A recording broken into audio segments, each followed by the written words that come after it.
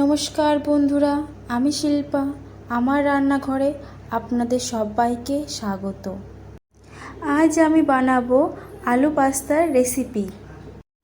এই আলু পাস্তার রেসিপিটি বানাতে খুবই সহজ, খেতে লাগে দুর্দান্ত টেস্টি। এই আলু পাস্তার রেসিপি বানানোর জন্য এখানে আমি নিয়ে নিয়েছি 200 গ্রাম পাস্তা। পাস্তাগুলোকে সিদ্ধ করে নেব।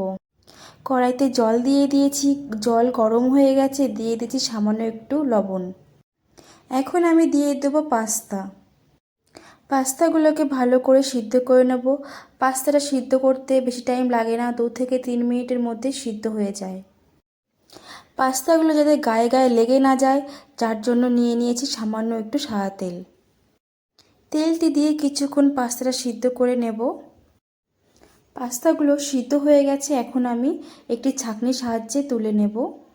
ভালো করে জল ঝরিয়ে নেব। এখন একটি কড়াই বসিয়ে দিয়েছি, কড়াইয়ের মধ্যে দিয়ে দিচ্ছি সামান্য একটু সাদা তেল, দিয়ে দিচ্ছি রসুন কুচি, দিয়ে দিচ্ছি একটি বড় সাইজের পেঁয়াজ কুচি। পেঁয়াজগুলোকে ভালো করে ভেজে নেব।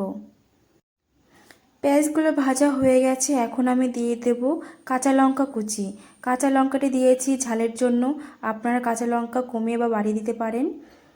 দিয়ে দিচ্ছি আগে থেকে কেটে রাখা একটি বড় সাইজের আলু। আলুগুলো দিয়ে ভালো করে ভেজে নেব।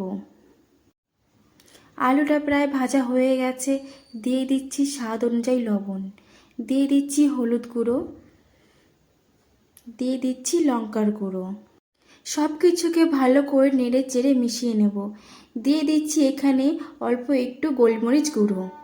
পাস্তাটা চটপটে বানানোর জন্য দিয়ে দিচ্ছি এখানে সয়া সস, দিয়ে দিচ্ছি চিলি সস, দিয়ে দিচ্ছি টমেটো সস।